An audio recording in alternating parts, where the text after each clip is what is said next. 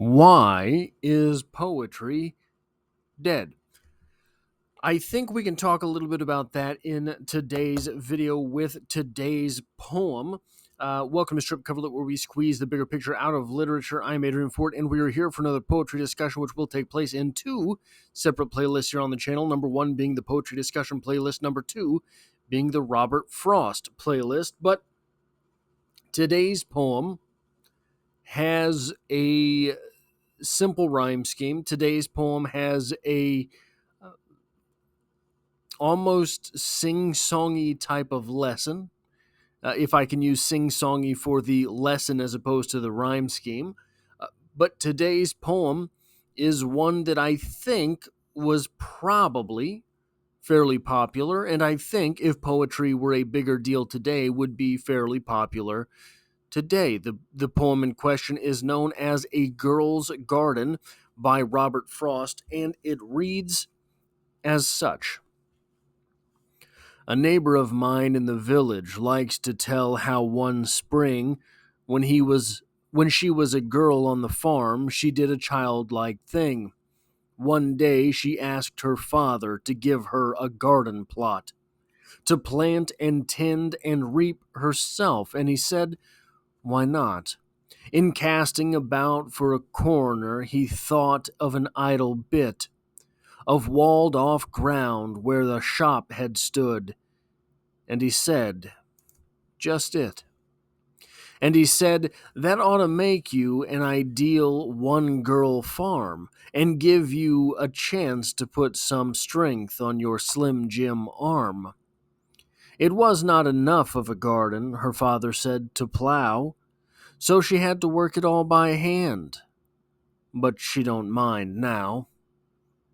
She wheeled the dung in the wheelbarrow along a stretch of road, but she always ran away and left her not nice load, and hid from anyone passing, and then she begged the seed. She says she thinks she planted one, of all things but weed. A hill each of potatoes, radishes, lettuce, peas, tomatoes, beets, beans, pumpkins, corn, and even fruit trees. And yes, she has long mistrusted that cider apple tree in bearing there today is hers, or at least maybe.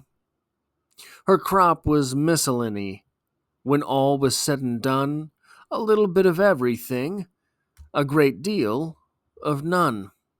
Now, when she sees in the village how village things go, just when she seems to come in right, she says, "I know, it's as when I was a farmer. Oh, never by way of advice."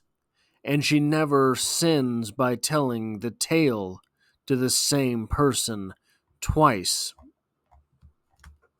Now, there's a lot of, I think, small things that you can take from this poem. Like, never sins by telling the same tale twice. Well, you know, you've known that guy who always has the same stories over and over again, and it feels very much like he's sinning, doesn't it? Um, one small thing to take, but it's the last point there. But the big thing, if you ask me, to take from this poem is how quickly want turns to work and work turns to didn't want. Oh, you want that nice car. Well, you know you've got to get the oil changed, and you know you've got to keep the interior nice, and you know you've got to XYZ. You know you've got to wash it every other week because it picks up all the spots from rain and dust and pollen, etc. Well, now I don't want it. Oh, you want X, Y, and Z. Did you know that it comes with responsibility of 1, 2, and 3? You want a dog, do you? So that is the sort of, in my opinion, the big idea to this poem. But I want to make a meta criticism with this poem. It's a pretty simple poem. Pretty simple rhyme scheme, very short stanzas, 4 lines, 4 lines, 4 lines, 4 lines, one through thread of story, quaint language. But is it a bad poem? I don't think so. I think it's a decent poem. I think it's a pretty good poem. Is it a poem that I particularly care to ever read again? No. But here's the thing. Poems like these are often scoffed at today by quote unquote people who know. Quote unquote the literary folk. Poems like these would be jibber jabbered away by anyone with whom I took classes, or from whom I took classes in college or the graduate level. How ridiculous a poem like this, how simple, how silly. And then these same people have no idea why poetry is dying. There is the phenomenon of milk and honey. And I felt the very same way about those. Is it milk and honey? You know what I'm talking about. The very simple three words on a line poem, etc., etc. I picked one of those up, got 30 pages in, and said, what am I doing here? What am I doing here? And I was guilty of the same thing, the very same thing that those professors I had would be guilty of in writing off this poem. Though Milk and Honey was not for me, though A Girl's Garden by Robert Frost might not be for my professors, they're for someone. They will almost undoubtedly be the first poems loved by someone, adopted by someone. They will almost undoubtedly every day serve to be the poems that got someone somewhere into poetry. So these very same condescending sneers from people like the professors that I had are their own problems.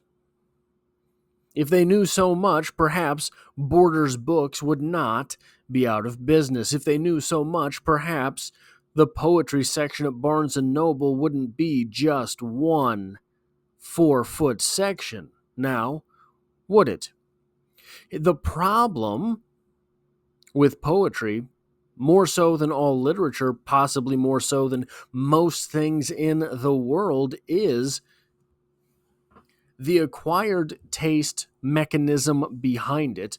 For example, how many people loved Bukowski right away? How many people loved Emily Dickinson right away? How many people loved William Shakespeare and all of that impenetrable language right away? Probably not. For me, the love of Emily Dickinson was instantaneous, but it was not the greater canon of Emily Dickinson. It was simply I Died for Beauty. That poem allowed me purchase onto the plot of literature that is Emily Dickinson, and I got to shimmy up and learn other poems from there. But these gatekeepers of literature, the literati, if you will, they say things like, oh, such a simple poem. And then guess what? They don't circulate this poem, but this poem would be perfect for someone somewhere to learn poetry and find their way to other poems. Milk and Honey, I think that's what it's called. R.A. Sin, is that who it? I'm not very well versed on. I'm going to be very honest. But the phenomenon of that poetry took things by storm, and then all of a sudden, poetry was somewhere. Was it the poetry that I condoned? No. Was it the poetry that I liked? No. Was it the poetry that I would be putting into these people's hands if they came to me and said they have a thirst for literature? No, God, no. It's not. But it gets to exist, and by existing, it gets to reel in other people to poetry. It gets to reel in other people to literature.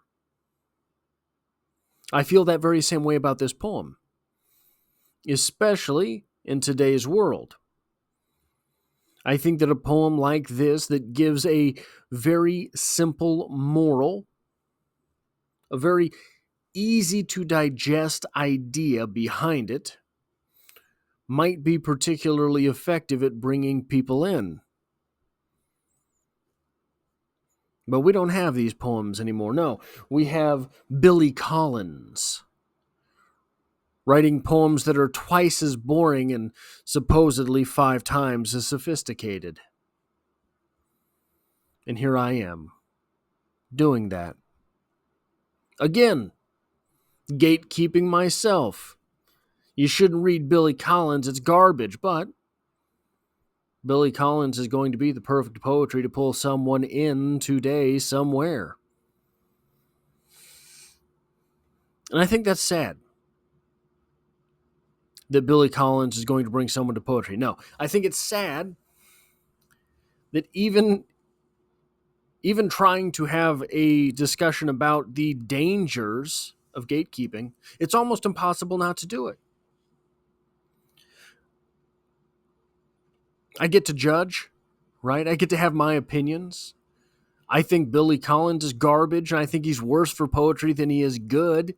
And I think that it's exactly because those gatekeepers of today's world say, oh, Billy Collins, you have to read Billy Collins. He's the poet today, don't you know? I think those people promoting that poetry are the reasons poetry is dying.